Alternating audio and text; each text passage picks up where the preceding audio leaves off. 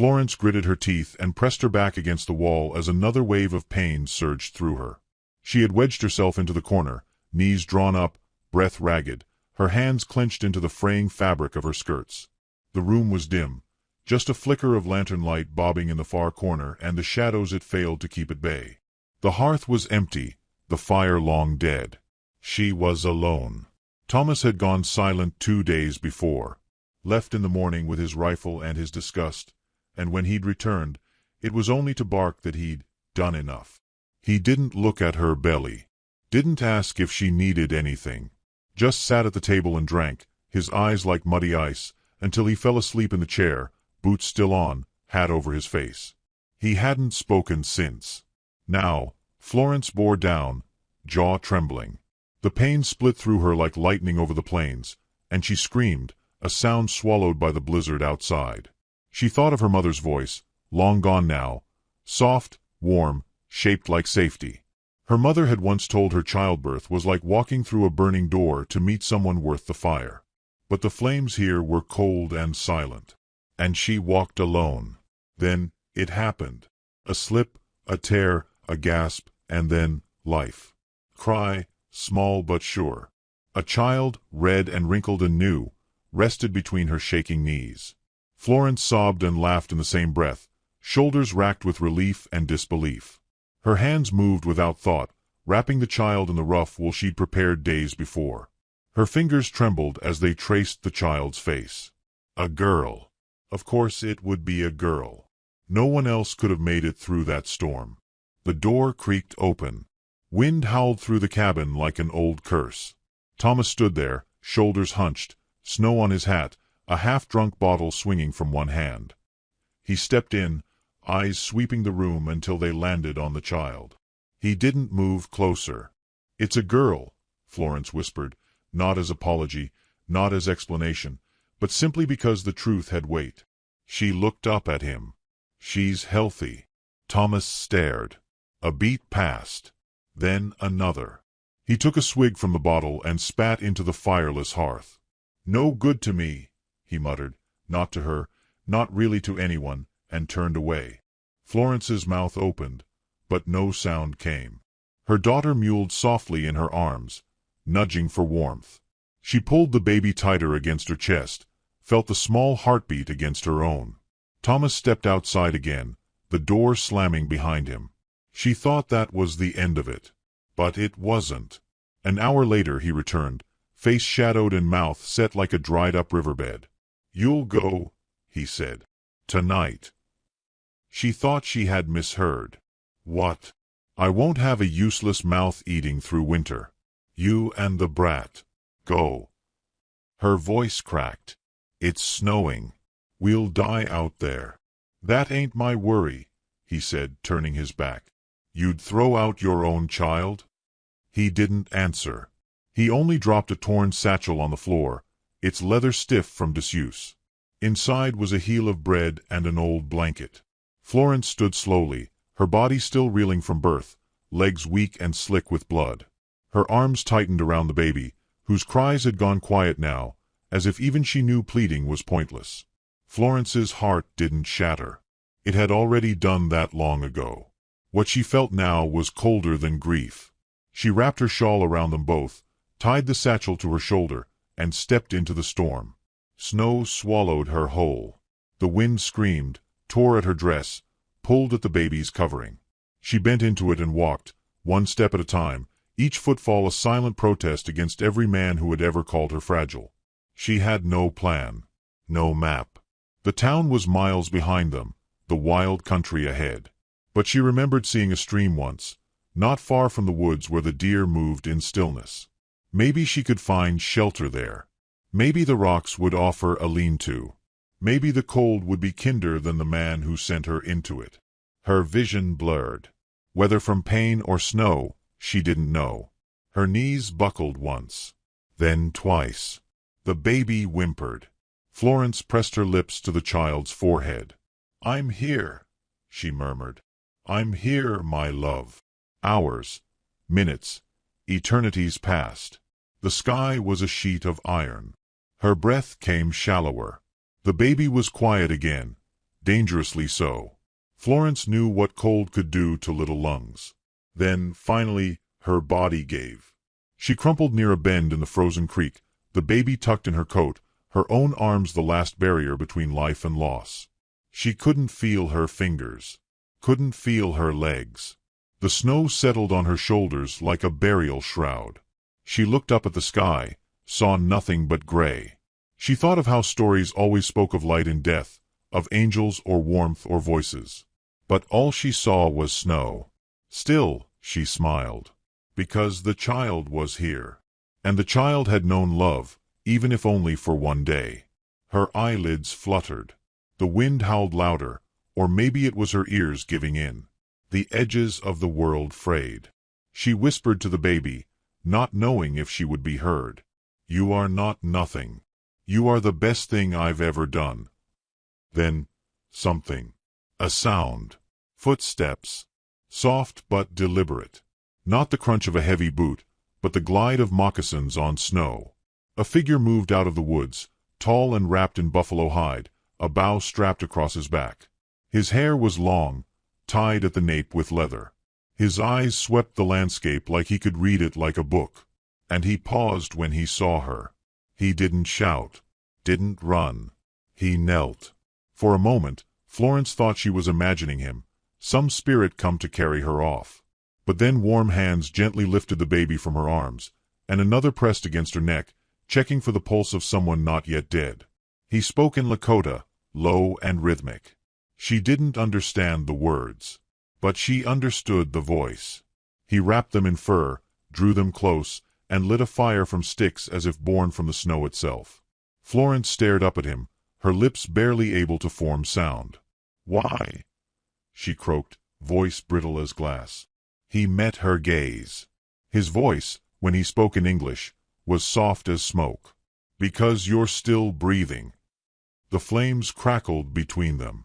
Snow melted slowly on her lashes. She closed her eyes, not in surrender, but in trust. For the first time in longer than she could remember, someone had come toward her. And in that flickering moment, where pain met warmth and fear met mercy, Florence did not feel abandoned. She felt seen. The snow fell softer come morning, as if the wind itself had grown tired of tearing at the earth. Pale light filtered through the skeletal trees, catching on frost-glazed branches and the hollow silence between bird-song and breath. Beneath that hush walked a man who made no sound. Cachalou moved like a shadow across the white world, his footprints a whisper behind him. The bow on his back was handmade, dark wood seasoned with time and use. He carried no rifle, no metal tools, only what the earth offered and what he needed to return to it. His long coat of buffalo hide hugged him against the cold, stitched with care and patience. His eyes, dark as turned soil, missed little. He was not supposed to be in this part of the valley. The hunt had taken him further east than he planned, and the deer had scattered, disturbed by something he hadn't yet seen. The air felt wrong. Still, he trusted the wind. And when it shifted, carrying with it the faintest sound, a whimper brittle as snapped grass, he paused. At first, he thought it a fox. Then a child. Then nothing. He tilted his head and listened again. There it was. Weak. Reedy. Human. Cachalou turned his path toward the sound, weaving through brush and drifts. A bend in the frozen creek opened before him, its edges crusted with ice, and there, half buried in snow, was a form. Two, he realized. One small. One grown. The woman was curled around the baby like a final act. Her back was stiff, her body unmoving save for the barely there rise of breath. Her hair clung to her face in frozen strands, and her lips were tinged blue. The child was nestled beneath her shawl, no longer crying, silent as a seed waiting for spring. Cachalou knelt beside them, heart tightening in his chest.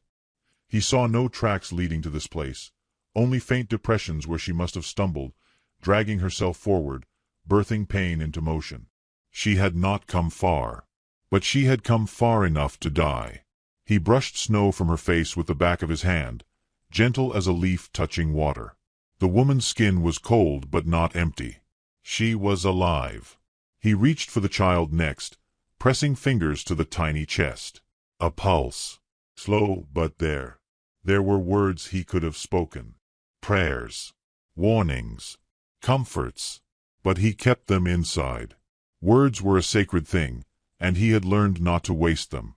Instead, he lifted the child into the curve of his arm and then, with practiced ease, slid the woman onto his back. She groaned faintly, and her head lolled against his shoulder. The baby shifted once, then fell quiet again. Cachalou walked. The journey was long, not in distance, but in the weight of what he carried. The woman was light, starved, perhaps, or newly emptied by birth, but the burden was more than flesh. He could feel the history in her bones, the ache in her limbs, the story that had driven her into a storm to die in silence. By the time the woods opened into the winter camp, smoke from the hearths rose like prayer threads toward the sky. The village was small, just a circle of 6 dwellings, tucked beneath a hill that broke the worst of the wind. Here stayed those who no longer moved with a larger band: elders, healers, the injured, and those who chose stillness over survival through war. He stepped into the largest of the lodges, the one built of thick hides and willow poles, where warmth lived year-round. Inside, the fire glowed low, and a pair of women looked up. One was young, the other ancient, Fiaka, the grandmother of the winter people. Her hair was silver, braided in loops beside her ears, and her eyes were dark enough to swallow secrets. Without a word, Cachalou laid the woman down near the hearth and passed the child to Fiaka, who held the baby against her chest, listening. The old woman made a sound in her throat, not displeasure, not concern, just acknowledgement. She turned to the younger woman and barked an order. Herbs. Blankets. Water. Cachalou sat at the edge of the lodge, close enough to watch but far enough to not disturb. The woman stirred only once, eyes fluttering open for a breath, before sleep dragged her back under. The baby, warmed and fed with goat's milk from a skin bag, settled quickly. Fiaka turned to him, her voice low. "This one ran from death," she said. "It almost caught her." He nodded. "She have a name?" She did not speak. The elder hummed. "Then the spirits will give her a new one." The camp moved around them slowly in the days that followed. Cachalou returned each evening to sit near the lodge. He brought rabbit and dried berries. He carved small figures from bone and wood, one of a deer, one of a bird, one shaped like the curling belly of a mother. He did not give them away, just placed them near the sleeping place of the woman and the child. On the 3rd night, she woke. Florence blinked at the ceiling of the lodge, the smoke hole above her framing a single star. Her body ached in places she didn't know could ache. Her hands were tucked in fur. Her baby was asleep beside her, cheeks pink with warmth. She turned her head and saw him, the man who had found her. He was sitting cross-legged, sharpening a knife on a smooth stone, the sound barely louder than a sigh. His hair was long, a black river over his shoulders. His eyes met hers, steady, calm. She tried to speak but coughed instead. He reached for a bowl of tea and passed it to her without a word. She sipped, the warmth chasing shadows from her throat. "I thought I died," she whispered. "You didn't." Silence stretched between them, not empty but thoughtful. "You saved us." He looked down at the knife, then back at her. "You saved her. I just brought you the rest of the way." Her eyes filled, not with tears, but with something more fragile. She didn't thank him. The words felt too small. Instead, she looked at the sleeping child and said, "Her name's Clara." Cachalou repeated it softly, tasting it. "Clara." Florence watched him. He moved without wasted energy, spoke only when needed. But there was no hardness in him, no suspicion or coldness, just presence, as if he had learned to stay where others fled. She reached out, fingers brushing the edge of the wooden deer. "Did you make these?" He nodded. "They're beautiful." He shrugged lightly. "They help me think." She stared at the fire. "Why did you help me?" He paused before answering. "Because you were alive. That was all. No deeper reason. No burden of debt. Just simple truth." That night, Florence slept deeply, not because her pain was gone, but because her fear had lessened. Just a little. Enough. Over the next days, she began to move more. Fiacca taught her how to fold cloth the Lakota way, how to carry Clara in a cradleboard made from softened bark and leather. The other women did not press her with questions. They saw what her silence held. And Cachalou, always nearby, offered help without pride. He handed her firewood, sharpened a needle, showed her where wild onions grew near the thawing stream. They spoke rarely, but something passed between them in glances, in gestures. One evening, she asked his name. Cachalou, he said. It means, he who is quiet. She smiled. Seems fitting. And for the first time, he smiled back, small, unpracticed, but real. The days grew longer. The snow thinner. Florence stood taller now when she walked, her strength returning. Clara giggled often. Cachalou made her a rattle from pebbles inside a hollowed gourd. Still, Florence did not know what came next. She could not stay forever. But neither did she know how to go. Her heart, once bruised by every choice, now hesitated not from fear, but from the strange sense that she was, for the first time, allowed to decide what she wanted. And she did not yet want to leave. Cachalou sat beside her one night as the moon hung low. Clara slept in her arms, and the fire crackled soft and slow. Florence looked at him, voice barely above a breath. What kind of man walks through a blizzard to save a stranger? He looked out toward the trees. One who knows what it means to be lost. The thaw did not come quickly, but it came with intention, first as dripping water from eaves, slow and steady as breath, then as puddles darkening the snow's edge, and finally as small shoots pressing through frost like green prayers. Spring on the prairie was not a sudden bloom but a patient unfolding, the land testing its own resilience.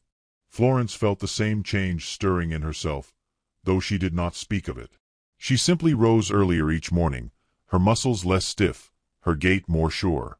Her hands, once clumsy with fatigue and fear, had learned how to twist sinew into cord, how to stir porridge without burning the bottom, how to read the small signs in Cachalou's expressions that spoke more than most men's mouths ever could.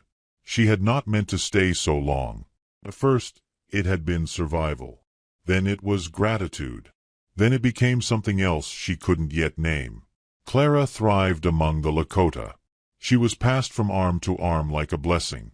The elders clucked their tongues at her pink cheeks, rubbed her belly, whispered her new names, Wienjiengska, Little White Woman, or Wakang Sikala, Small Sacred One.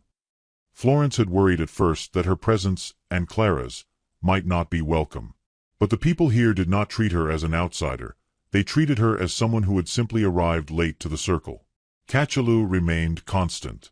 He spoke when he had something worth saying, and when he was silent, it did not feel like distance but like understanding. He carved more. Small birds now, tiny horses with arched necks, and once she caught him making a likeness of Clara, her head round and wobbly, the carved smile too wide but earnest. He tucked it into a pouch when he saw her watching. "You can keep it," she said. He paused. "She's not mine." "She wouldn't be alive without you," Florence said, gently. "That counts for something."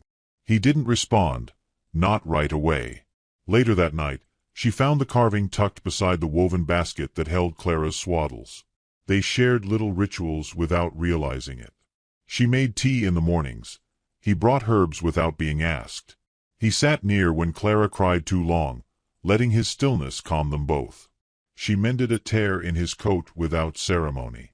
He accepted it without comment, but wore it every day after. One morning, Florence found herself laughing. A boy named Kangi had tripped over his own boots trying to show off for Clara, and the child had squealed with delight. The sound of Florence's laughter startled her. She stood still afterward, hand over her mouth, like someone who'd heard a voice in a place meant for silence. Cachalou looked up from where he was cleaning a fish. "It's good," he said simply. "What is?" she asked, recovering. "To hear that. From you." She sat beside him, watching the knife move smoothly through scales. "I forget sometimes," she said, "what it's like to feel like more than a problem." He didn't answer right away, but his fingers slowed. You were never the problem, he said. The men around you were just too small to see the size of you. Her breath caught in her throat. It was not flattery. It was not charm. It was a kind of truth that sounded like a gift. He rinsed the fish, set it aside, and stood. Come, he said. I want to show you something. She followed him beyond the edge of camp, Clara slung on her back, warm and heavy in the cradleboard. They walked in silence, the kind that feels safe. Cachalou led her to a bend in the creek where the water had begun to move again, trickling between stones like it had never forgotten how. There, tucked between rocks, grew the first bright buds of prairie crocus, purple and defiant. He knelt and brushed snow away gently. My sister loved these, he said. Florence crouched beside him. You had a sister? He nodded. Maka. She was 4 years younger. Always following me, always asking questions. She made me laugh when I didn't want to. What happened to her? His jaw tightened. They came through our village. Soldiers. Said we were too close to the rail line. Said we were trespassing on land that's been ours longer than they had a name for it.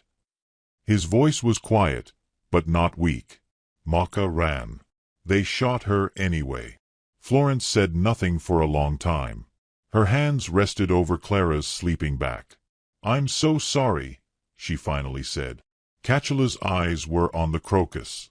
I see her in the flowers sometimes. Not always. But sometimes. Like now. She didn't ask how he could bear it. She understood. They stayed there until Clara stirred, her fingers curling in sleep. Cachalou stood and offered a hand. Florence took it without hesitation, letting him pull her up. He didn't let go immediately. Later, back at the camp, Fiacca called Florence into her lodge. The old woman's eyes were sharp and knowing. She handed Florence a bundle of hides and sinew. You'll make a winter coat, the elder said. For yourself. If you stay, you must not wear thread from another world. Florence nodded, unsure whether it was a suggestion or a decision already made. That night, Florence sat beside the fire, sewing slowly, her stitches uneven but improving. Cachalou watched from across the flames, carving a new figure. They didn't speak. They didn't need to. Her hands worked the hide as her mind worked a different question. What would it mean to stay? She had nothing left behind her but cold walls and a name spoken with disdain. Ahead, there was no promise of riches, no grand future. But there was warmth here. Kindness. The kind that grows in silence and does not ask for thanks. The conflict inside her was not about whether to stay, it was whether she deserved this peace after so much breaking. Whether she was allowed to build something new when so much of her old life had been taken from her. Clara gurgled in her sleep. Florence leaned down and pressed a kiss to her forehead. I want her to grow up knowing she's worth something, she whispered. Cachalou's voice came from the dark. She already does. Florence looked up. How do you know? Because she sees how you carry her, how you speak to her. She sees that you survived. The fire crackled between them. A branch split and fell. You always say exactly what I need to hear, she said, half smiling. I only say what's true. The next morning, she woke to find a new cradleboard beside the one she had been using. This one was carved with birds at the top, and a pattern of stars along the base. It was smoother, stronger, and wrapped in red-dyed sinew. Her hand went to her mouth. She traced the carvings with reverence. She turned and saw Cachalou near the fire, pretending not to watch. Florence carried Clara in it that day. Everyone noticed. No one spoke. Later, as the sun dipped and painted the snow in hues of gold and amber, Florence sat beside Cachalou. She looked toward the hills and said, When the snow's gone, will you leave? He didn't answer right away. I follow the seasons, he said. I don't belong in one place too long. Florence's hands folded in her lap. And if someone asked you to stay? He looked at her then, really looked, as if trying to find the shape of what she meant inside the calm of her voice. That would be new, he said. But I would listen. Her heart stuttered. Not from fear. but from recognition. That night, after the others slept and the fire was low, Florence wrote a name in the dirt near her bed. Her old name. The one she had carried like a burden. She stared at it for a while, then brushed it away with her hand. The days stretched longer now. Clara crawled. The river moved faster. Birds returned. And Florence, whose life had once ended in a snowstorm, now woke each day to the smell of wood smoke and the sound of people who saw her not as a woman ruined, but as a woman becoming. It did not feel like a new life. It felt like the life she had always hoped might find her, quietly, when she had stopped believing. And it had. In the cold. In the quiet. In the steady, watchful eyes of a warrior who walked without noise, but saw everything. The thaw came fast that week, stealing the last of winter with greedy fingers. Ice cracked in the trees like old bones snapping, and birds returned with hungry cries, darting between branches as if they couldn't believe the sky was theirs again. The air smelled of wet earth and pine sap, and the ground softened beneath each footstep, holding imprints longer than before. Florence felt that same loosening inside herself. She'd begun to laugh more freely, to hum while tending the fire, to wrap Clara's cradleboard in ribboned bits of dyed cloth gifted by the elder women. Her fingers had grown steady, her back stronger. The grief was still there. Some losses don't melt with snow, but it no longer ruled her. It lived in a quiet room of her heart, not the whole house. Cachalou had taken her to the river again just days ago. They'd sat beneath the trembling leaves, Clara gurgling between them, while he pointed out where the trout would soon return. Florence had asked if he would fish there when they came, and he had said yes, in a tone that felt more like a promise than a plan. She didn't press. She didn't need to. Some answers lived in the way a man looked at you when you weren't watching. That morning, Florence had braided her hair for the first time in weeks. She did it without thinking, and when Fiacca saw her, the old woman only nodded and said, "You remember who you are now." The word stayed with her as she ground corn beside the fire, humming a tune her mother had once sung when the sky was pink and the house was warm. Clara played with a set of wooden animals near her feet, one shaped like a deer and the other like a bear. She chewed on the bear's ear with great determination. It was Fiacca who first noticed the tracks. The old woman was gathering herbs near the edge of the hill when she stilled, straightened, and narrowed her eyes toward the tree-line. Florence didn't see her at first. She was busy cleaning a pot, lost in the rhythm of soot and water, until Fiacca's voice cut through the quiet. "Men are coming." Florence rose so quickly her knees cracked. She turned toward the hill's edge and followed the direction of the old woman's gaze. There, just visible between the trees, were dark shapes, 3, maybe 4. Riders. Moving slow, like they were looking for something. Or someone. Fear bloomed in her stomach like a sickness. She knew that shape on the lead horse. Even hunched forward, even at a distance. That slack, bitter posture. That hat pulled too low. Thomas. She couldn't breathe. For a moment, the world shrank to the size of her chest, tight and shuddering. The man who had cast her into the snow was now riding toward her with strangers at his back, their faces unreadable from here but their presence clear in every heavy hoofprint. Cachalou was not in camp. She scanned the hill, her heart slamming. He'd gone west that morning to check the snares. She didn't know when he would return. She didn't know if he even knew they were coming. Fiacca touched her arm. "Inside. Take the child. I will speak." Florence didn't argue. She scooped Clara into her arms and ducked into the lodge, her breath ragged, her hands shaking as she tucked the child against her chest. She peeked through the flap, watching. The riders entered the clearing without haste, without shame. Thomas's eyes flicked over the lodges, over the people standing outside, calm but alert. When he saw Fiacca, he pulled his horse to a stop. "Old woman," he called, "I'm looking for my wife." Fiacca stood like stone. "She was cast from your home. The spirits took her in. She is no longer yours." "I didn't come for stories," Thomas snapped, dismounting. "I came for what's mine. Her and the girl. I have rights." Florence wanted to scream, to rush out and say she was no one's property, that she had survived without him, that she had become someone he could never understand. But she held her tongue, felt the warmth of Clara's breath against her neck, and waited.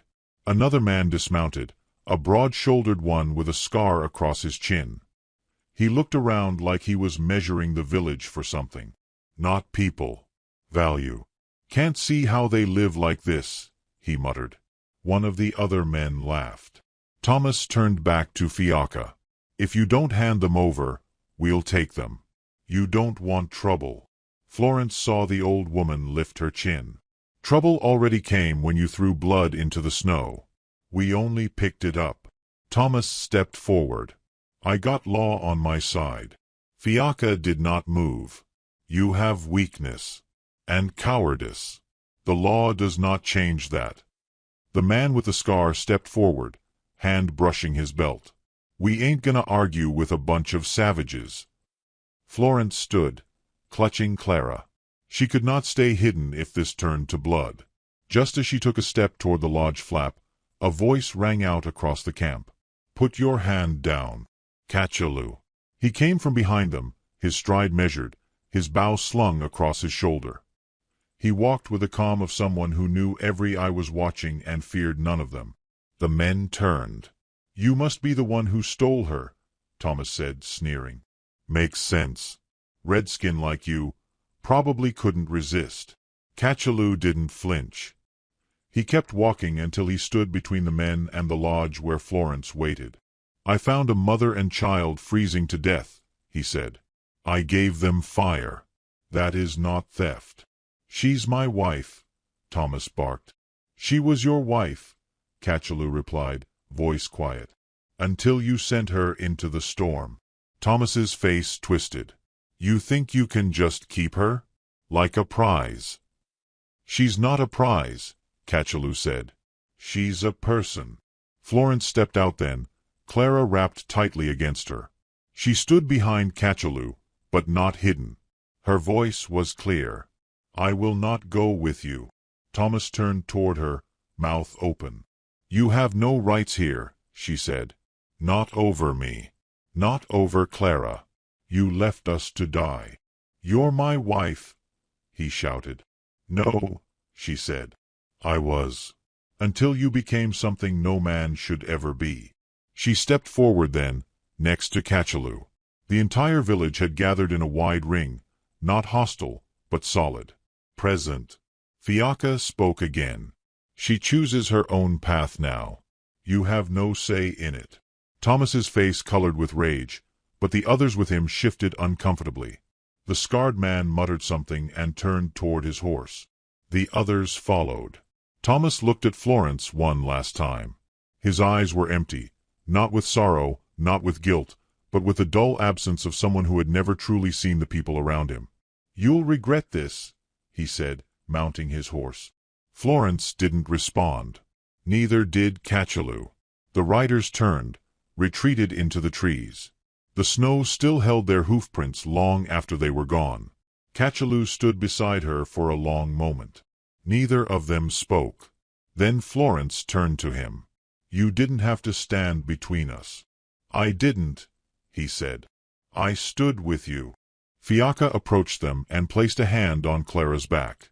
Some ashes, the old woman said softly, try to rise again. But wind remembers. Fire remembers. And the ones who survive, they learn to burn in a different way. That night, the village feasted. Not to celebrate confrontation, but survival. Florence sat beside Cachalou near the fire, Clara asleep in her arms. They ate rabbit and cornmeal, and someone passed around sweet root tea. No one asked if she was staying. No one asked what she would do next. They all already knew. Florence looked at the stars overhead. 4 years, they had seemed cold and distant. But now they blinked like watchful elders, steady and quiet. She leaned her head against Cachalou's shoulder. He didn't move away. In the firelight, in the hush after fear, she began to believe in something she had never dared name. Not safety. Belonging. The river had begun to speak again. It moved with the rhythm of old stories, patient and deliberate, carrying winter's memory downstream where it would feed distant soil. The ice was gone now, broken into silver shards weeks ago, and the banks were soft with new grass. Willow branches drooped low to drink, and the wind carried their whispers inland, telling tales of what had passed, of who had endured. Florence walked there often, Clara cradled against her back, her steps sure on the muddy trail. She wore the winter coat she'd stitched herself, the seams a little uneven, the hide a bit stiff still, but it held warmth the way a promise does. Beside her walked Cachalou, silent as ever, his eyes scanning the horizon not in worry, but in knowing. Since Thomas's departure, no men had returned. No soldiers. No bounty seekers. The village had settled back into rhythm. Yet something had shifted inside Florence, some wire pulled tight after years of dull ache now snapping into clarity. She was not running anymore. She was watching, choosing, beginning to imagine. They stopped near a bend in the river, where moss blanketed the rocks and deer came often to drink. Clara was asleep, her breath soft against Florence's shoulder. "She dreams loudly," Cachalou said. Florence smiled. "She gets that from me." Cachalou sat on a sun-warmed stone, legs folded.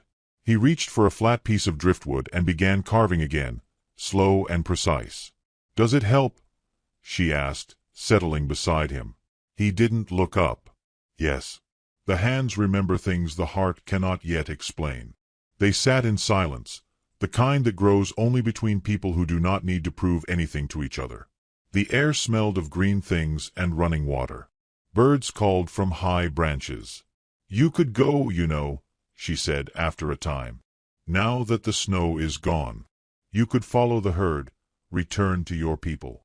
He paused in his carving, the woodbird half-shaped in his lap. "I could," he said. "But the river does not rush." She turned to look at him. "What does that mean?" "It means sometimes it takes time to know where you want to carve." She held his gaze, her breath catching. There was something in his face she had not seen so openly before, not just calm or care, but longing. Quiet, buried, but blooming now like wildflowers through thawed soil. "I want to stay," she said, simply. "Not because I must. Because I choose to." Cachalou looked down, ran his thumb along the bird's wing. "Then we carved together." They returned to camp that evening in soft light, the sun casting long gold shadows across the lodges. Clara had awoken just before they reached the edge of the trees, her laugh bright and sudden like a song remembered. The villagers greeted them with nods, the way family does when no words are needed. Florence went to grind herbs with Fiacca while Cachalou helped a boy string a bow. The world moved as it always had, but Florence felt its rhythm in her bones now. Not as an outsider, not as a stranger, as someone woven in. But peace, as Florence knew too well, was a fragile thing, and it always walked with its back to the wind. The messenger came 2 days later, one of the runners from the larger camp to the north. He arrived before dawn, breathless and wide-eyed, his face streaked with dried mud and smoke. He spoke in hurried Lakota, and Fiacca, after listening, turned grim. Florence waited near the fire, arms wrapped around Clara, who sensed something wrong and would not settle. Cachalou stepped away from the circle of elders and came to her, his face unreadable. "There was a raid," he said. "A camp upriver. Soldiers burned it down. They're moving south. No warning." Her blood turned cold. "Here," she whispered. "Not yet. But maybe." Florence's first thought was not of herself. It was of Clara, the child who had survived so much already, whose life had only just begun to feel like her own. The village stirred into motion. Provisions were gathered. Snares were packed. Elders argued quietly near the council fire. Some wanted to flee deeper into the trees. Others wanted to stand, not in violence, but in presence. Cachalou stood at the edge of it all, unmoving, his hands clenched at his sides. "They will come looking," Florence said quietly. "You know they will. They'll see this place and see only what they've always seen, something in their way." Cachalou nodded.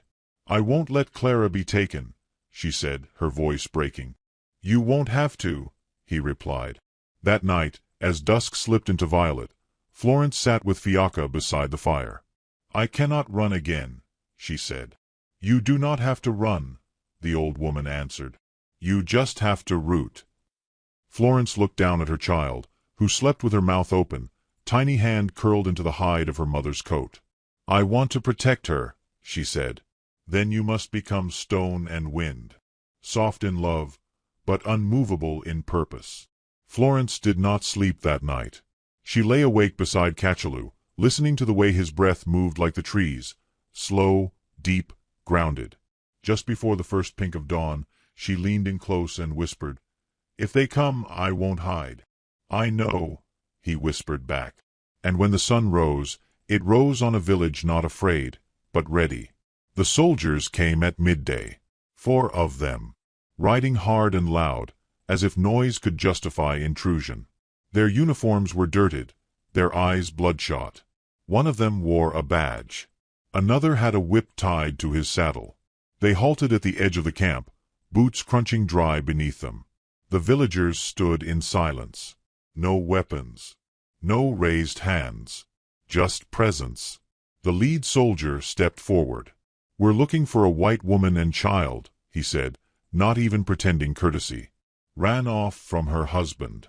There's a warrant." Florence stepped forward, Clara on her hip. "I'm here," she said.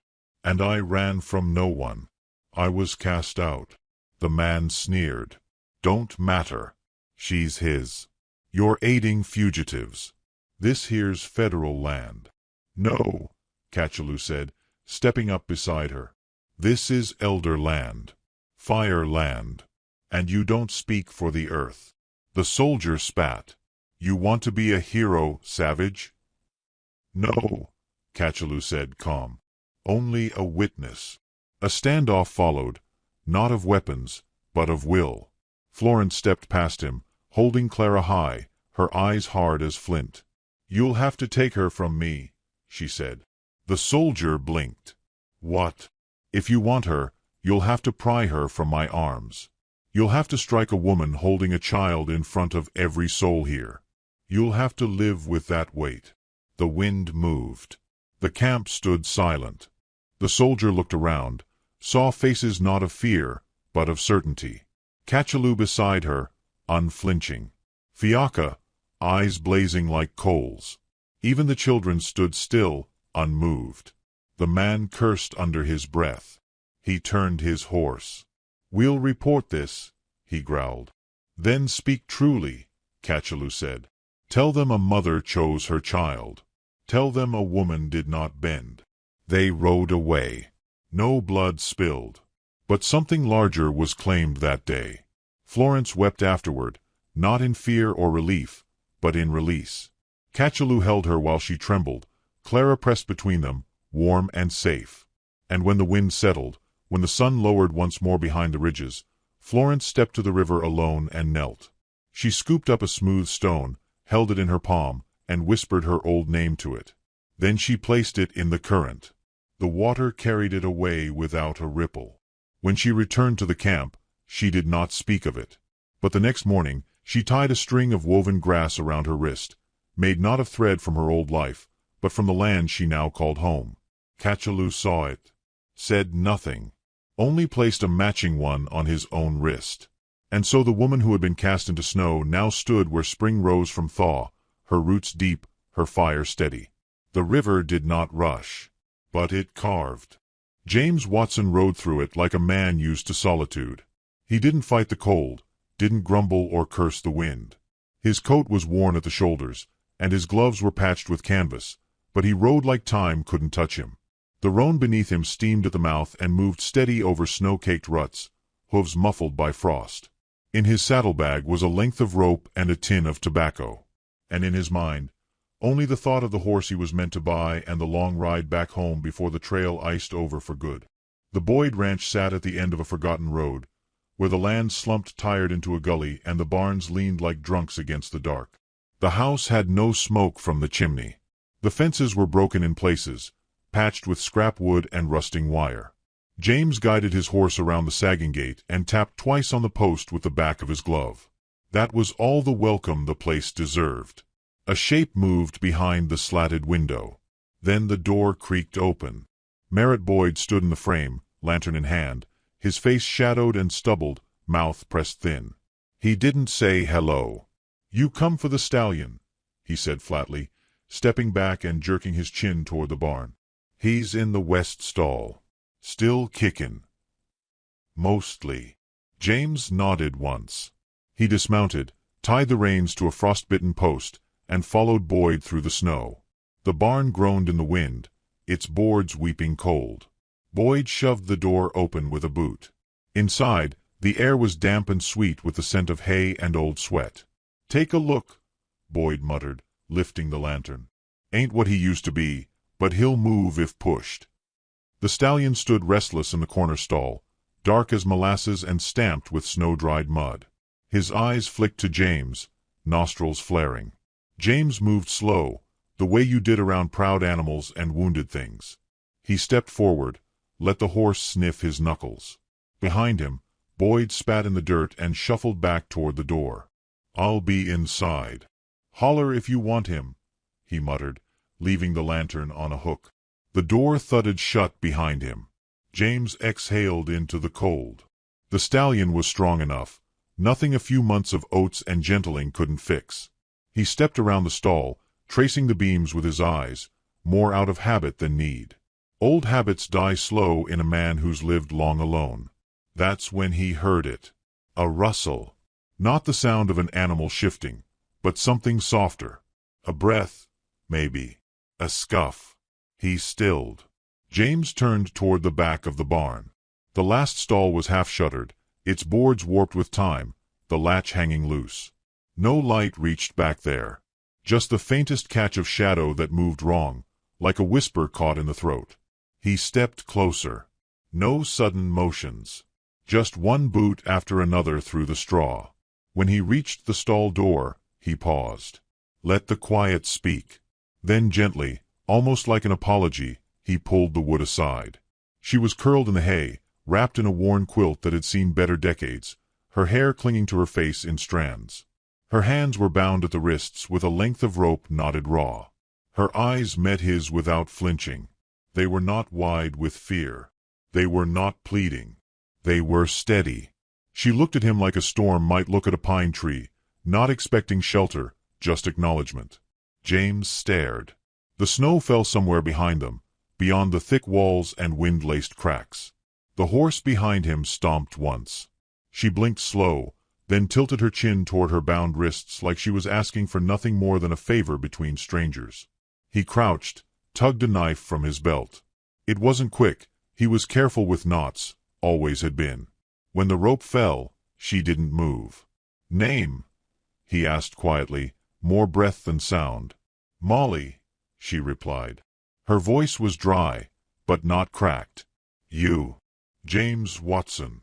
She looked him over, then pulled the quilt tighter. "You here to save someone?" she asked, with no trace of irony.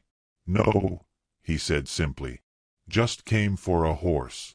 She nodded once, as if that settled some truth. James stood, glanced toward the door. The lantern flickered behind him. The stallion huffed in the silence. "Can you walk?" "Yes." He didn't offer his hand. She didn't ask for it. She rose slow, shook straw from her skirt, tucked the hair behind her ears with a grace that spoke of another life. One with mirrors. With mornings not spent in dirt. "I'll lead you out the back," James said. "You'll freeze if you wait till morning." "I've done worse," she murmured, but stepped forward. They moved like ghosts through the barn, her feet light in the straw. James opened the back door with care. The snow was rising, thickening like breath on glass. Molly stepped into it, her face lifted briefly to the sky. The wind caught her hair. She didn't shiver. James fetched the stallion's lead rope, then unhitched his own horse. He tied them loosely behind the barn, out of sight, while Molly waited beneath the eaves, hands tucked into her sleeves. From the house, a faint yell. Boyd had noticed. The window flared with lantern light. James didn't flinch. He mounted, reached down once. This time, she took his hand. They rode into the snow, not galloping, not fleeing, just moving forward like people who didn't owe anyone an explanation. Behind them, The Boyd Ranch sank deeper into its own shadow. Miles passed in silence. The moon watched from behind a veil of clouds. Trees lined the trail like witnesses with no tongues. Molly sat straight, her breath visible in front of her, one hand gripping the saddle horn. James spoke once. "You have people?" She shook her head. "They had me. Not the other way around." He didn't ask again. The cabin came into view like a promise no one dared make. Small, crooked, but warm, with smoke rising from the chimney and a flicker of light in the window that pulsed steady. He helped her down, led her inside without ceremony. She stepped across the threshold like someone testing the ground after a long, cold war. The fire welcomed them. James poured water from the kettle, set 2 mugs beside the stove. He didn't ask questions. Neither did she. After a long while, as the wind howled and the snow thickened against the windows, Molly turned her head toward him. "You weren't meant to find me." He looked up from his cup, eyes soft but unreadable. "Maybe not," he said. "But I reckon snow has a way of showing what folks try to bury." She didn't answer. She only nodded, once, like a woman who'd been waiting years for someone to say exactly that. And outside, the storm kept its hush. The morning broke gray and quiet, the sky draped in a soft veil of overcast that never quite brightened into day. Snow sat thick on the window ledge of James Watson's cabin, unmoved by wind or time. Inside, the warmth from the stove had stretched itself across the wood-planked floor, curling around boots, old chairs, and 2 steaming mugs that waited on the table. Molly stood by the window, not touching the glass, just watching the whiteness press against the world. Her hair was brushed back now, tied loosely at her nape. Her hands were free and idle, but her eyes held the kind of stillness that came from long, silent war. Not one fought with bullets, but with dignity, stolen hours, and the crushing weight of being disbelieved. James sat nearby, whittling something from a cedar branch. The curls of wood fell soundlessly, collecting like feathers near his boots. He did not speak. Not because he had nothing to say, but because he had learned that some silences were more useful than questions. At last, she turned, walked slow to the stove, and picked up the mug without a word. She sat across from him, legs crossed at the ankle, her posture proud even in her weariness. He watched her take a sip, her fingers wrapped around the tin like it held some anchor to the world. "I'm not running," she said, her voice low but sure. "Don't mistake that." "I didn't," James replied, not looking up. Molly studied him a moment, the lines of his face drawn quiet and firm. Then she nodded, almost to herself. "They say a woman cries, and she's soft. Doesn't cry, and she's bitter. I stopped trying to make folks comfortable with my grief. It wasn't for them." James didn't smile, but something in his expression softened, like he'd been waiting for her to say just that. She sipped again, the silence between them shifting its shape. "I was married," she said. 6 years. To a schoolteacher named Henry Lind. He had a crooked smile and a bad knee, and he read poetry out loud to students who didn't care. But he loved that job. He loved this place, too. We had a house near the church with a swing that broke every other winter. The kind of life that feels plain until it's gone. Her voice didn't tremble. It didn't need to. "He died of a fever. Quick and cruel. I buried him with 1 shawl and too many words I never said." James stopped whittling. Let the knife rest on his knee. "After that," Molly continued, "the neighbors came for a while. Casseroles. Chopped firewood. Pity in their eyes like I couldn't see it. But kindness has an expiration date in places like this, especially for women without a man to answer for them." She reached into her coat pocket and pulled out a small cloth, unfolding it to reveal a faded locket. Inside was a miniature sketch, simple and delicate. Henry's likeness, done in ink. She didn't offer it to James. Just looked at it, then folded it back and slipped it away. The house was deeded in his name. The bank asked questions I couldn't answer. Then Merritt Boyd came, said I could stay on his land. "Just till spring," he said. "Just to get back on my feet." Her eyes darkened, not with rage, but with the kind of bone-deep disappointment that cuts deeper than fury ever could. He wasn't cruel at first. Just proud. Thought I owed him more than I did. I worked the line fences, fed his cattle, even cooked sometimes. He liked the sound of himself talking. Liked better when I didn't interrupt. It was the second winter when he locked me in the barn. James's hand clenched slightly on the cedar, but he said nothing. Said I'd embarrassed him. Said folks in town were asking questions. Why I hadn't remarried, why I still walked proud. He didn't want whispers. She leaned back in the chair, mug cradled in both hands. Her knuckles were pale, but her voice stayed even. He tied my wrists the first night, just to show me I wasn't above him. Left me hay and half a blanket. I thought about screaming, but I knew no one would come. And if they did, it might be worse. She finally looked at James, her gaze level, like she was measuring his weight not in muscle but in marrow. Then you came. Just for a horse. He nodded once. Didn't expect anything else. A shadow of a smile brushed her lips, not amusement, but recognition. That's why I trusted you, she said. You didn't look at me like I was broken. Just bound. And like that could be fixed. He rose then, slow and steady, and crossed to a cupboard. From it, he pulled a folded blanket, handed it to her without flourish. She laid it across her lap, fingers tracing the stitching absently. I can go, she said after a long pause. Once the snow lets up. Don't want you caught up in it. James leaned against the stove, arms crossed, voice quiet. You're not a burden, Molly. Not yet, she replied. But time makes burdens of all things. He considered that, then shook his head. Some things stay light, if they're held right. Her eyes flicked to his, a flicker of warmth breaking through the hardness. I used to teach, she said, changing the subject like one might open a window.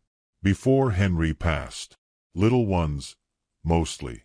Letters, numbers, poems they'd forget by spring. She turned her gaze to the wall where a nail hung empty, perhaps waiting for something once meant to matter. Miss Lind, they called me. Even after I married. I liked that. Felt like I'd built something with my own name. You still have it, James said. Molly looked at him. What? Your name. And what you built. Her jaw tightened, just a little. The fire crackled in the stove like a breath drawn deep. She stood, paced slowly to the small window again. The snowfall had slowed, flakes drifting soft like dandelion tufts. Her voice, when it came again, was gentler. There's a kind of ache that sets in when you realize folks don't mind if you disappear. They just don't want you to make a sound doing it. He stepped beside her, not close, but near enough that their reflections mingled on the glass. You made a sound, he said. And you heard it. They stood there a while longer, letting the quiet do what it needed. When she moved again, it was toward the small desk in the corner. She ran her hand along its edge. Was this yours? I built it, James replied. Didn't have use for it till now. She nodded. I could write again. Not for anyone but myself. Good a reason as any.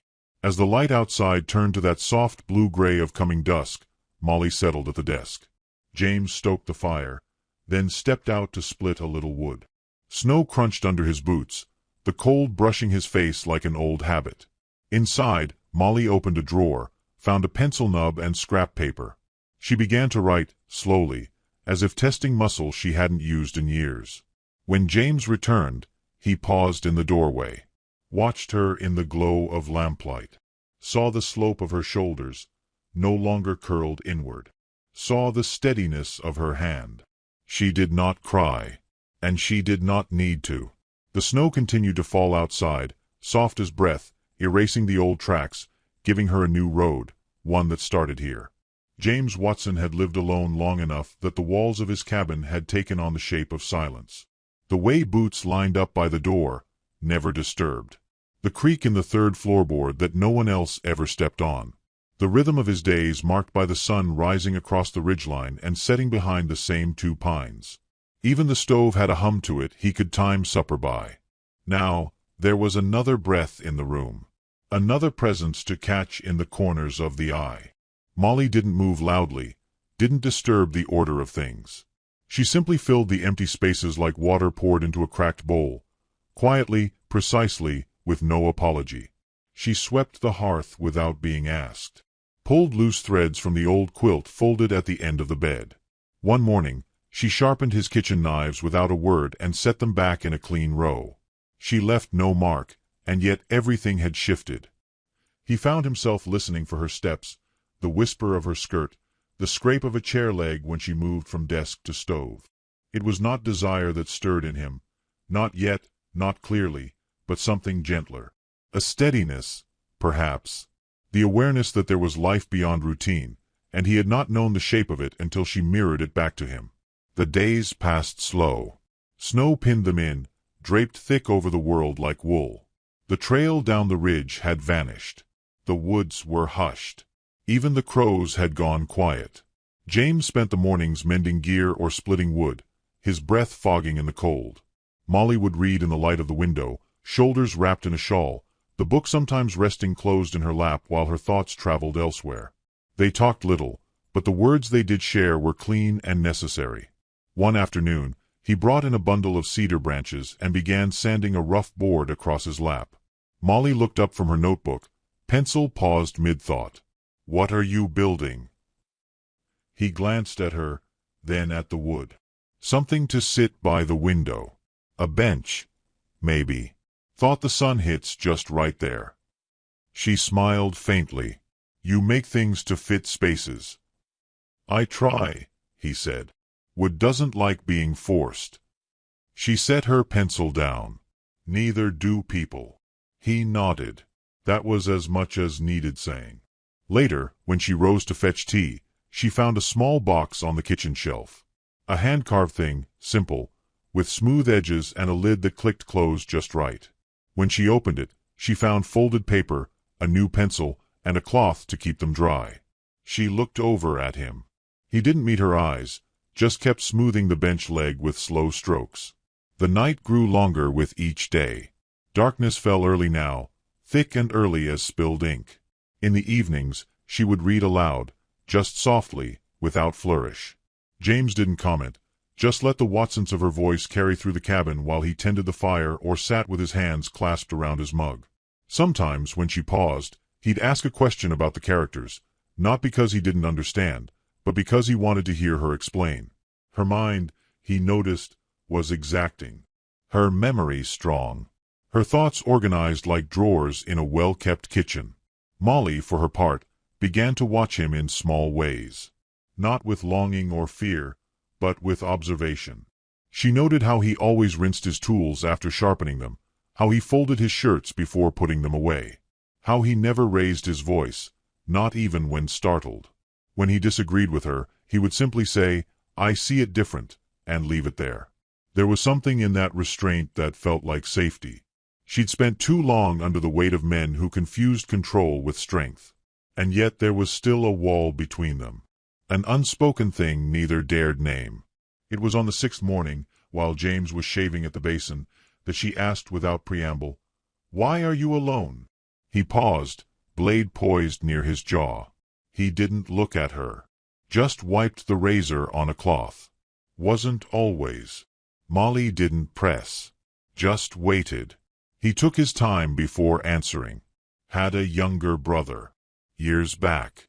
Taught him how to ride. How to shoot straight. He was wild, though. Took a shine to saloons. Cards. Said he wanted a name louder than mine. She listened. He killed a man in Elkhorn. Said it was self-defense. Sheriff said different. I went to see him once, after they sent him east. He told me not to come again. Did you? No, James said simply. I listened. Molly considered him. That why you keep to yourself?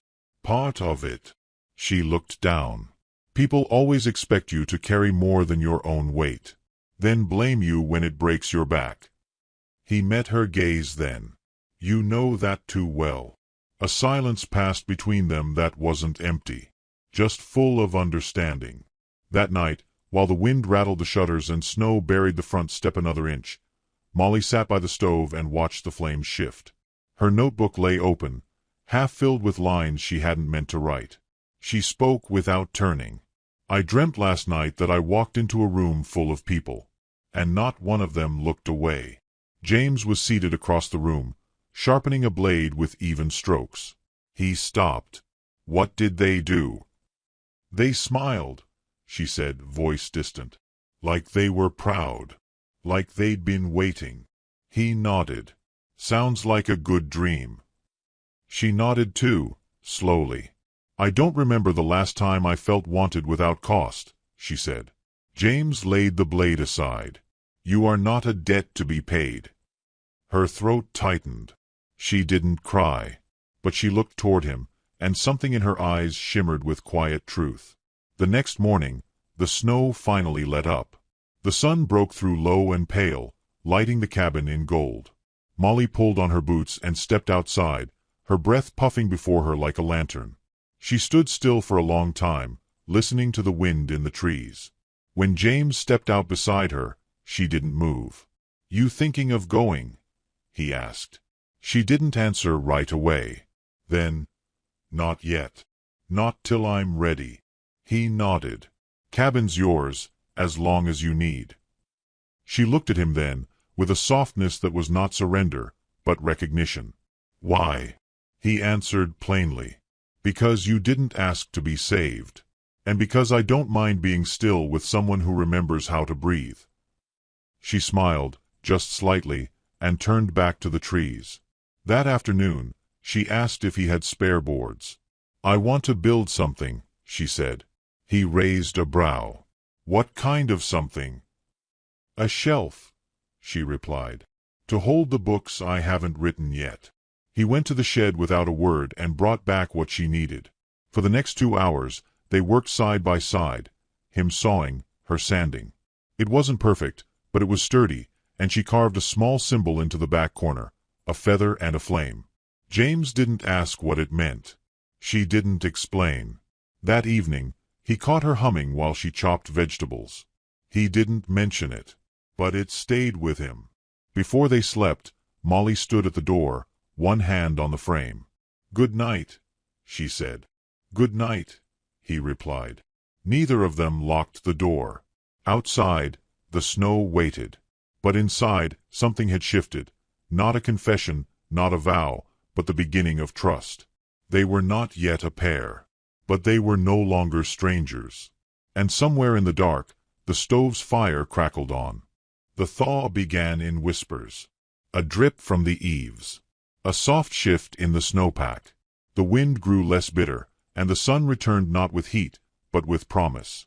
At James Watson's cabin, icicles shrank day by day, and the paths around the porch no longer swallowed boots whole. The world, slowly, was remembering spring.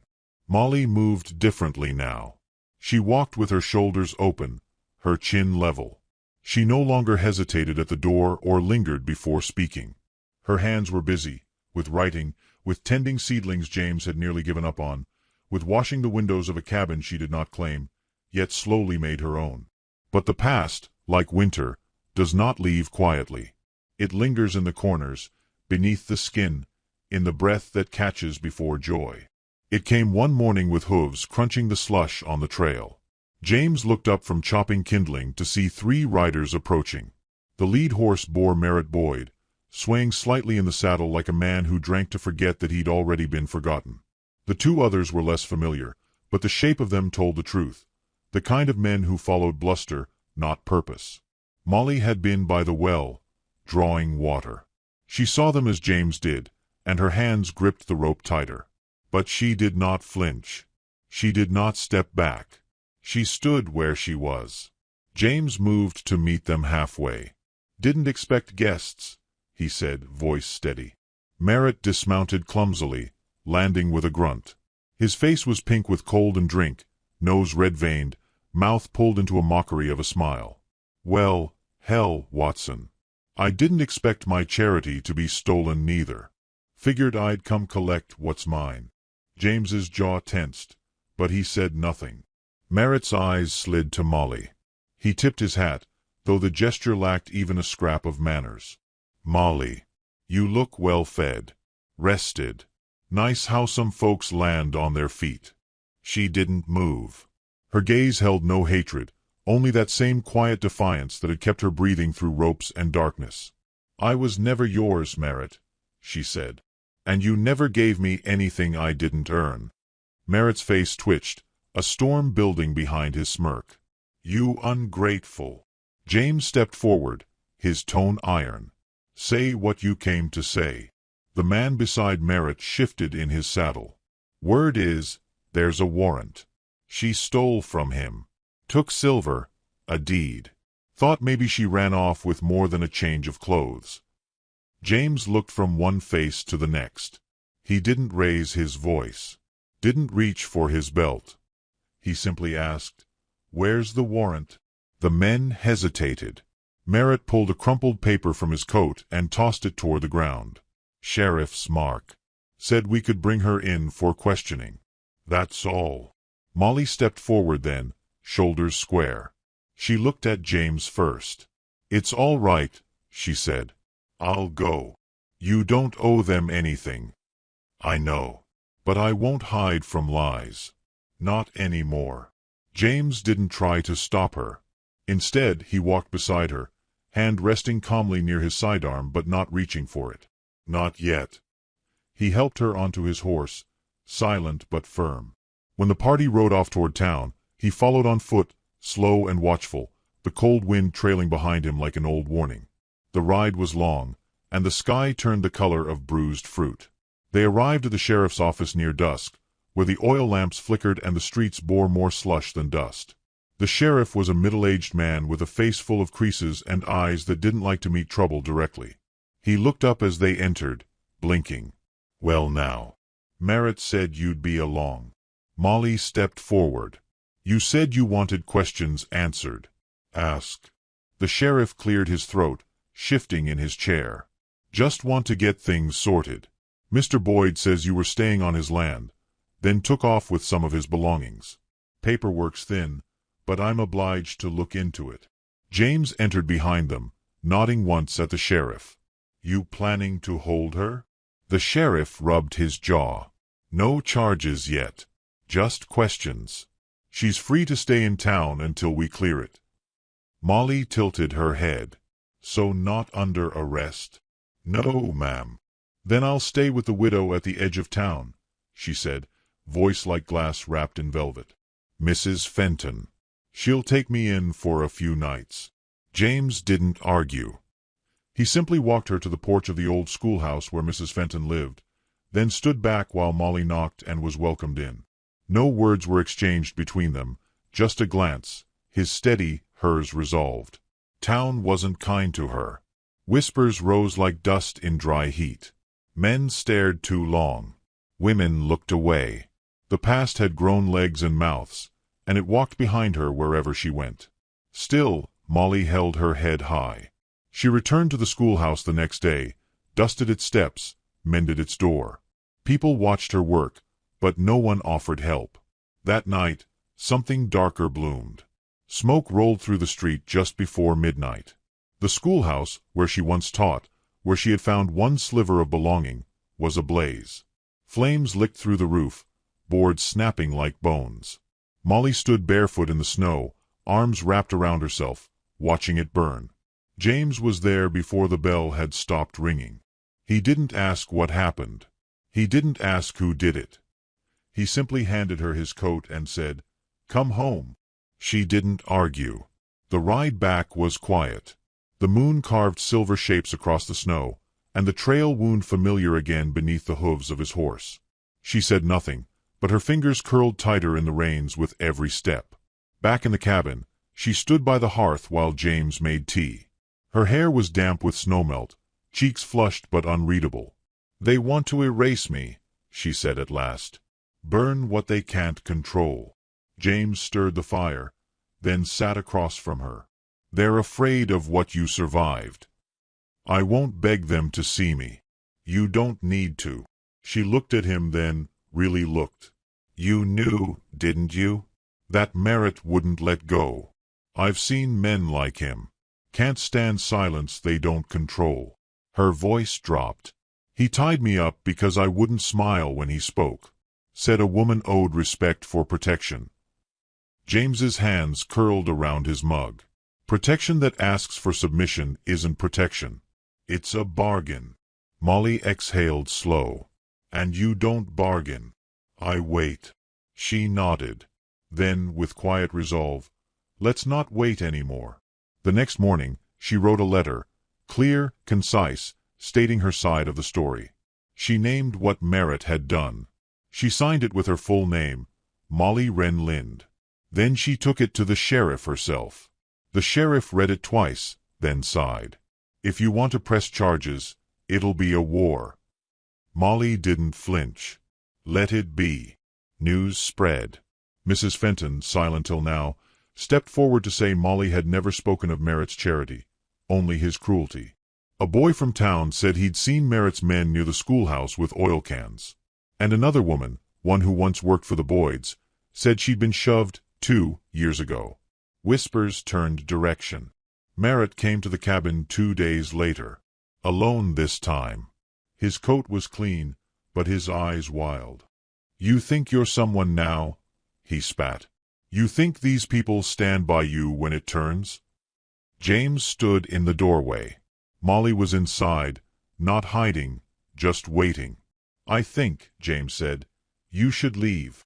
You think you can take everything I had, let her spin lies. She didn't lie. Merritt's face twisted. You going to pull that gun? Be the hero? No, James said. Not unless you give me reason. Merritt stepped closer. You can't stop me. I don't have to. James's voice didn't rise. She already did. Then the door behind him opened, and Molly stepped out. She didn't wear fear. She wore clarity. This is the last time you see me, she said. And when folks speak your name, it won't be for power. It'll be for shame. Merritt didn't answer. His mouth opened once, closed. His boots crunched the snow as he turned and left. James watched him go until the trees swallowed him. Beside him, Molly exhaled. Not relief. Not triumph. Just the breath of a long-fought truth finding air. And as the snow melted in patches on the ground, it left behind something more solid than frost. It left soil. Ready. Waiting. The thaw came for real in April. It arrived without ceremony. A crack in the creek ice, a robin landing on the fence post, the way boots no longer sank so deep in the trail. Even the trees seemed to lean forward with quiet hunger, aching for warmth. At James Watson's cabin, the snow retreated like an old threat that had overstayed its welcome. Sap ran in the pines. The roof stopped dripping. Molly Lind stood on the porch one morning, her hair caught in a breeze that no longer bit, her hands clean from soil rather than soot. She was planting now. Not for survival, but for color. For beauty. Yellow wildflower seed along the southern edge of the cabin. A line of peas where the snowmelt fed the ground. The world no longer watched her with suspicion. The whispers had lost their echo. After the truth about Merritt Boyd had cracked the dam, the town held its breath, then let go. Some faces never softened. Others nodded when she passed, quietly, like they were ashamed it had taken so long to see her standing. She didn't need their approval. But she didn't turn away from it either. Molly had learned the difference between silence and solitude, and now she chose the latter. James watched from a distance, not out of hesitation, but because he understood timing. The strength of a man wasn't in what he seized, but what he allowed to bloom in its own season. That spring, she returned to the barn. It wasn't a pilgrimage. She didn't flinch at the thought. It had been a place of darkness once, but she was no longer afraid of its shadows. She said she wanted to see the stall again. The one in the back where the rope had burned her wrists, where cold breath curled in the corners and straw molded with neglect. The one where James had first seen her, not as a woman to rescue, but one who had already survived. They rode together. Not fast. Not in silence. They spoke of simple things, the roan's bad leg, the odd curve of a hawk's flight, the way the clouds looked like ships adrift in a lazy sea. The Boyd Ranch had long since emptied. After Merritt's arrest and public disgrace, no buyer came forward. The house sagged, untouched. The barn leaned harder with each wind, but it still stood. Molly dismounted before James did. She tied her mare to the gate with fingers that no longer trembled. She approached the barn not as a woman reliving something, but as one reclaiming it. James followed a few steps behind, saying nothing. He knew this walk wasn't his to lead. Inside, dust hung in the air like memory. Light speared through broken slats. The scent of old hay lingered, tangled with the sharpness of time. The stall was unchanged. The same warped boards, the same corner where the knot had held her in winter. But now, the light fell across it in a way that seemed deliberate. Not cruel, but illuminating. The way the morning finds a scar and says, "I see you, but I won't hide you." Molly stepped in, one hand trailing along the edge of the frame. She knelt slowly, touched the floor where her knees had once bruised. "I thought I'd never walk again," she said quietly. "I thought the cold would win." James stood at the threshold. "It almost did. But it didn't." She looked up at him, not with pride, but certainty. "There was a voice in my head," she said, her tone soft, as if she were still surprised by it, "telling me that the world wasn't done with me, that I had more to say than this stall could bury." He took a step closer. "And now," she said, rising, brushing dust from her skirts, "I think the world's ready to listen." He looked at her then, truly looked. She wasn't the woman he'd found that night. She wasn't a shadow, or a ghost of sorrow, or a bundle of suffering wrapped in frost. She was flame. Controlled, steady, but alive. And he loved her. It wasn't the sudden kind of love, not the kind that crashed in like a storm. It had built slow, like roots beneath snow, quiet and sure, until it held him without his knowing. Until he realized there was no part of his day she didn't color. No part of himself he hadn't already handed over, wordlessly, with the hope she'd take it and not return it. He didn't speak the word aloud. He didn't need to. It was in the way he stood. The way he didn't look away. Molly turned from the stall and stepped into the light pooling on the barn floor. She stood in it as if testing a theory. "Do you know what I hated most?" she said. James waited. "The way I disappeared. Not just here, everywhere. I'd speak, and it was like the room forgot I had. I smiled, and it felt like obligation.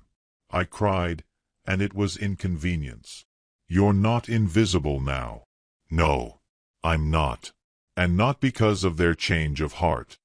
Because you fought to be seen." She turned to him then, face open. "And you saw me. Before I asked. Before I knew how to ask." The air shifted. The light grew warmer. He took her hand. Not with force. Not with expectation. Just offered it. And she accepted. They walked out of the barn together. The stall behind them no longer held fear. Only light. Later that week, the town held its annual gathering, a spring ritual that had mostly been about shared food and old gossip, but this year took on a different tone. Someone had asked Molly to speak. It was the young teacher from the school who had taken her old post. "I want them to hear what it means to return," the teacher had said, "and how to build again." Molly had hesitated, then agreed. She wore blue, not black, not gray, and walked to the makeshift stage with calm, measured grace. James stood in the back, hat in hand, watching the townsfolk shift uncomfortably in their chairs. When Molly spoke, the hush was absolute. She didn't speak of Boyd. Not directly. She didn't recount the stall or the ropes. She spoke of silence. Of the weight of being overlooked. Of the fire she carried that had not gone out, not even when snow covered the land and she'd felt the world retreat from her. And then she said this. "There's a stall at the back of a broken barn. I was bound in it once. But when I returned, it was full of light. Nothing had changed, except me. I no longer bowed to the darkness. I stood in it, and it blinked first." She left the stage to stillness. But when she passed through the crowd, some reached for her hand. Others met her eyes. And that was enough. The next morning, James found her seated at her desk, writing. "What are you working on?" She looked up, her expression easy. "A book." He smiled. About a woman who learned that fire doesn't just destroy. Sometimes, it reveals what's still worth saving. He stepped into the room, folded his arms. "That sounds like truth." "It is. Do I make an appearance?" She grinned. "You're the quiet one with the sharp knife and kinder eyes than most deserve." He laughed, and it was the kind of laugh that cracked open something old in him, something buried under too many years of restraint. They didn't speak of marriage. Not then. They didn't need the word to justify the closeness of their mornings, or the way his coat found its way to her shoulders without him needing to ask. But it hovered there, like seed just beneath the soil, waiting for the right hour. And in the evenings, they sometimes walked to the barn again. Not out of ritual, but remembrance. The stall never changed, still the same, weathered and warped. But now it held tools. Seeds. Sometimes, notebooks. Molly stood there once with her fingers on the doorframe and said, "You know, I never told you the truth of what I was thinking that night, when you opened this door." James turned, quiet. "I thought you were a ghost," she said, "because no one real ever looked at me like that, like I was still someone." "You were," he said. "And you are." And when he kissed her, finally without rush or show, it felt less like a beginning and more like a full circle. A homecoming, not just to each other, but to the people they had always been underneath the pain. The stall was just wood and shadow, but now it breathed light. And some wounds, when seen, stop being wounds at all. They become stories. They become doors that never close again.